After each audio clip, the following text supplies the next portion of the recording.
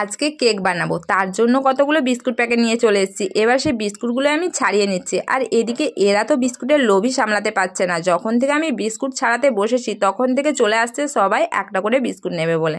দেখো ওদেরকে আমি আগেই কিন্তু বিস্কুট দিয়ে দিয়েছি ছাড়ানোর আগে, কিন্তু ওরা তাও শুনছে না, বলছে তুই কেক পরে করবি, আগে আমাদেরকে বিস্কুট খেতে দে। দেখো পুরো প্লেটই নিয়ে চলে যাচ্ছে বিস্কুটের। বলো এরকম করলে হয়? আসলে আমরা সবাই মিলে প্রচুর পরিমাণে মজা করে আনন্দ করতে করতে এই কয়েকটা দিন কাটাচ্ছি, কারণ এই কয়েকদিন ধরে আমরা সবাই একসাথে হয়েছে। আর একসাথে সবাই হলে ফ্যামিলির কত তো আনন্দ মজা হয়, তাই না বলো?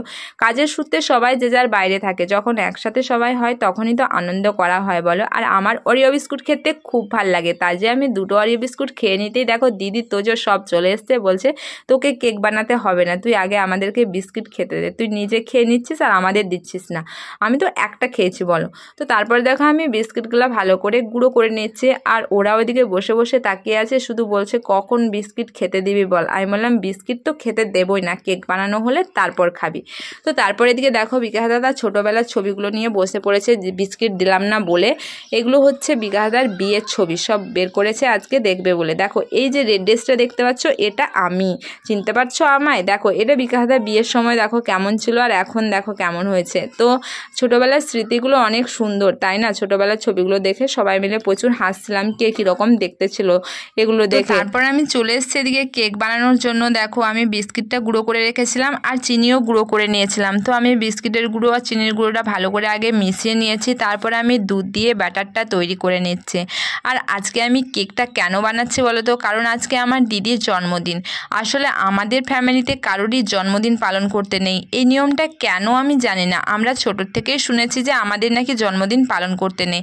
হয়তো আগে কারোর জন্মদিন পালন করেছিল, কিছু হয়েছিল কোনো সমস্যা, তো সেই তখন থেকে যে উঠে গেছে, তারপর থেকে আর জন্মদিন পালন করা হয়নি।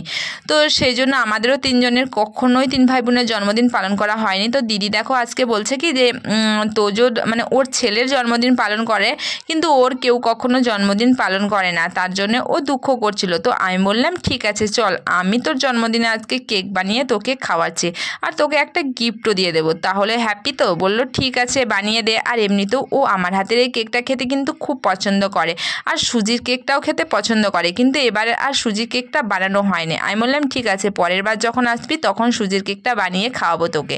তো দেখো আমার কেকটা বানানো হয়ে গেছে, আর কত সুন্দর কেকটা উঠে গেল, তাই না? আর একদম নরম কিন্তু কেকটা হয়েছে, স্পঞ্জের মতো, দেখছো দোকানের কেকের মতো। আর তারপরে আমরা দেখো বানিয়ে দিয়ে একটু রেস্ট করছিলাম খেয়ে, তারপরে একটু মাঠের দিকে ঘুরতে বেরিয়েছি। দিদি বললো চল, আর এক দুদিনের মধ্যে তো ও শ্বশুরবাড়ি চলেই যাবে, তো বললো চল একটু আমি জঙ্গলের দিক থেকে ঘুরে আসি আর কয়েকটা ভিডিও বানিয়ে আসি।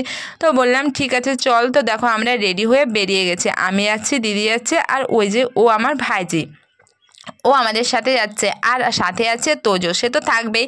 তো আমরা প্রচুর পরিমাণে মজা আনন্দ করতে করতে দেখো ঘুরতে চলে যাচ্ছি জঙ্গলের সাইডে, কারণ আমাদের শাল জঙ্গলের পাশে আমাদের গ্রাম, তো সে শাল জঙ্গলের দিকে আমরা ঘুরতে যাচ্ছি। আর মাঠে এত সুন্দর হাওয়া দিচ্ছে, আর বাড়ির সাইডে তো প্রচুর পরিমাণে গরম। তো দেখো আমরা সবাই সে ছোটোবেলার কথাগুলো মনে করে করে যাচ্ছি। আমি দিদির থেকে অনেকটাই ছোট, তার জন্য দিদি যখন কোথাও যেত আমাকে কিন্তু দিদির সাথে একদমই নিয়ে যেতে চাইতো না। আর এখন দেখো দিদি আমাকে ছাড়া কোথাও যেতেই চায় না, তাই না? সময়ের সাথে সব কিছু চেঞ্জ হয়ে যায়। তারপরে দেখো ফিরে এসে কেকটা দিদি কাটলো, আর তারপরে আমাদের সবাইকে কেকটা খাইয়েও দিল। খেতে কিন্তু কেকটা দারুণ সুন্দর হয়েছিল, আর দিদিকে আমি অনেকটা পরিমাণে